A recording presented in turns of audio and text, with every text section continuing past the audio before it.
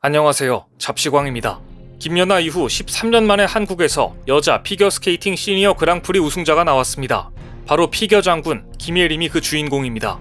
김예림은 일본 삿포로에서 열린 2022-2023 국제 빙상 경기연맹 시니어 그랑프리 제5차 대회 NHK 트로피 싱글에서 우승을 차지해 김연아 이후 우승에 목말랐던 국민들의 마음을 기쁘게 해주었습니다. 이날 김예림은 쇼트 프로그램에서 72.22점으로 1위, 프리스케이팅에서는 132.27점으로 2위를 받아 총점 204.49점으로 정상에 섰는데 NHK 트로피에서 한국 선수가 우승한 것은 남녀를 통틀어 김예림이 처음 있는 일이라 더욱더 의미가 있었습니다. 더구나 김예림이 1위, 일본 선수가 2, 3위를 차지했습니다. 2022 베이징 동계올림픽 여자 싱글 동메달리스트인 일본의 사카모토는 2위를, 일본의 스미요시 리온이 3위에 올랐는데요. 드디어 시상식이 열리자 피겨스케이팅 대회에서 양옆으로 2위와 3위를 기록한 일장기를 아래에 두고 우리 태극기가 가장 높은 곳에 올라갔습니다.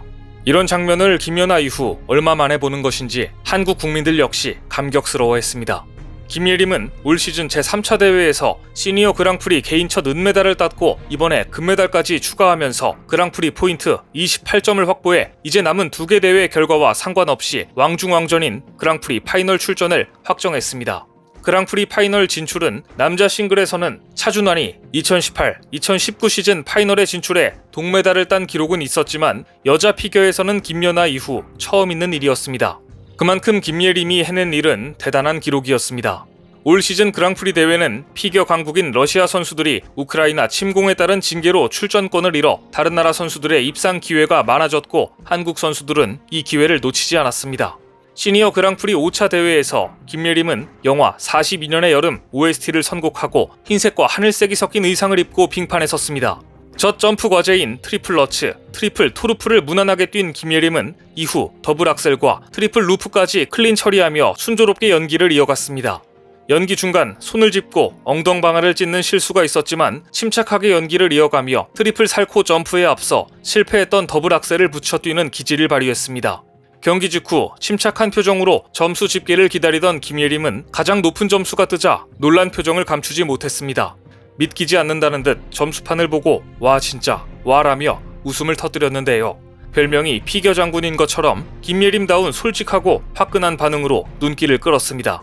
파이널 진출을 확정한 김예림 선수는 마음이 홀가분한 듯 갈라쇼에서도 흰 셔츠 차림으로 발랄한 연기를 펼치며 가장 많은 박수를 받았고 앵콜 공연까지 했습니다. 여자 피겨에 김예림이 있다면 남자 피겨는 차준환이 있습니다. 한국 남자 피겨의 간판 스타 차준환은 일본 홋카이도 삿포로에서 열린 시니어 그랑프리 5차 대회 NHK 트로피 남자 싱글에서 최종 총점 254.76점으로 3위를 차지해 그랑프리 1차 대회에 이어 이번 대회에서도 동메달을 획득했습니다. 차준환에게는 그랑프리 시리즈 싱글 통산 5번째 메달 획득이었습니다. 차준환은 시니어 데뷔 후 2018 그랑프리 파이널 동메달, 2021 세계 선수권 10위, 2022 4대륙 선수권 금메달 등을 수상하며 한국 남자 피겨스케이팅 역사를 계속 새로 써왔는데요.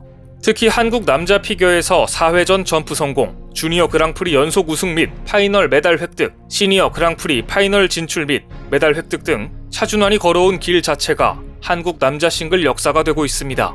뿐만 아니라 세계적으로 보아도 최연소 4회전 점프 성공, 주니어 세계 신기록 수립, 2번째 최연소 시니어 그랑프리 파이널 메달리스트 등 주목할 만한 기록들을 달성하고 있습니다.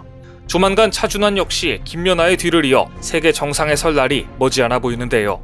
쇼트 프로그램 전체 11번째로 은반에 선 차준환은 첫 번째 연기 과제인 필살기 쿼드러플 살코를 시도하다 넘어졌고 착지가 흔들리기도 했지만 포기하지 않고 끝까지 최선을 다해 마지막 점프 과제 트리플 악셀을 깔끔하게 처리했습니다.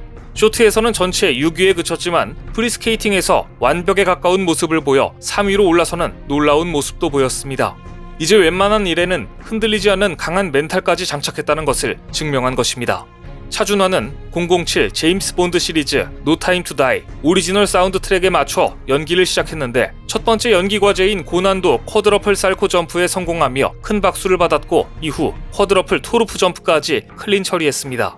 4회전 점프를 연속으로 성공한 차준환은 트리플 러츠, 트리플 루프 콤비네이션 점프를 깔끔하게 뛴 뒤 트리플 플립을 가볍게 소화하며 클린 연기를 이어갔습니다. 결국 1위는 일본의 우노쇼마, 2위는 일본의 야마모토 소타가 차지했는데 차준환은 단 3.09점 차이로 소타에게 밀려 아쉬움을 남겼습니다. 하지만 쇼트 프로그램을 6위로 마쳤음에도 다음 경기에서 멘탈을 다잡고 프리스케이팅에서 자신이 준비한 연기를 최대한 펼쳐 대회를 동메달로 마감하는 저력을 보여줬습니다. 차준환의 인성과 강한 멘탈을 보여준 사례는 2019년 컵 오브 차이나 쇼트 경기 직후에 나온 영상 속에 있습니다. 이 영상은 온라인상에서 큰 화제가 되었고 지금도 팬들에게 회자되고 있는데요. 차준환은 한국 남자 싱글 선수 중 최초로 3시즌 연속 그랑프리 2개 대회에 배정받았고 시작은 좋았습니다. 하지만 결론적으로 2019 컵 오브 차이나는 다시는 기억하고 싶지 않을 만큼 가슴 아픈 경기였습니다. 차준환은 이날 쇼트 프로그램에서 쿼드러플 살코와 트리플 악셀을 시도하다 넘어졌고 프리스케이팅에서는 자신이 한 연기에 대해 언더 판정을 받아 6위로 주저앉고 말았습니다. 올림픽 때 기술 점수가 54점이었는데 이날 경기 기술 점수는 33점대였으니 얼마나 낮은 점수를 받은 건지 짐작이 가실 겁니다. 해설자와 중계 캐스터도 차준환이 실수를 범할 때마다 한동안 어떤 말도 하지 못했던 최악의 경기였습니다. 지켜보던 팬들은 마음이 아파서 울기까지 했던 경기였죠. 차준환이 쇼트 프로그램을 마치고 자신의 연기에 실망한 표정으로 경기장을 빠져나오는 모습이 그대로 중계 화면에 잡혔습니다. 그런데 경기 직후 화동이 인형을 건네자 차준환은 그 힘든 순간에도 화동을 보면서 고맙다고 웃어줍니다. 경기장에 던져진 꽃과 인형을 정리하는 어린 화동이 차준환에게 인형을 건넨 것이었습니다. 다음날 프리스케이팅 연기 직후 많은 화동들이 차준환에게 몰려와 서로 인형을 주려고 하는 장면은 더 큰 화제가 됐습니다.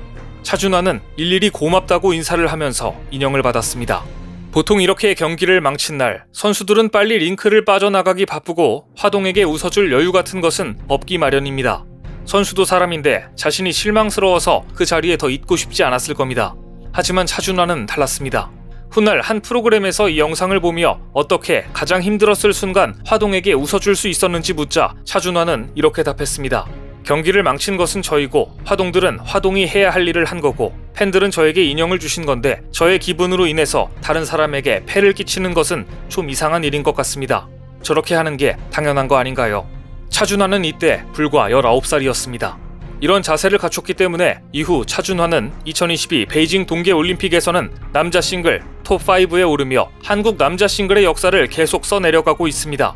그리고 이번 시니어 그랑프리 5차 대회에서도 동메달을 딴 것입니다. 차준환은 5차 대회 동메달까지 22점을 얻어 공동 5위인데요. 6차 대회 때 다른 선수의 입상 여부에 따라 탑6한테만 주어지는 그랑프리 파이널 결선 참가 자격이 좌우될 전망입니다.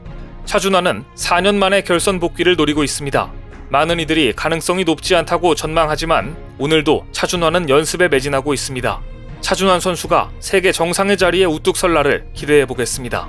오늘 준비한 소식은 여기까지입니다. 댓글을 통한 여러분들의 많은 의견 기다리겠습니다. 시청해주셔서 감사합니다.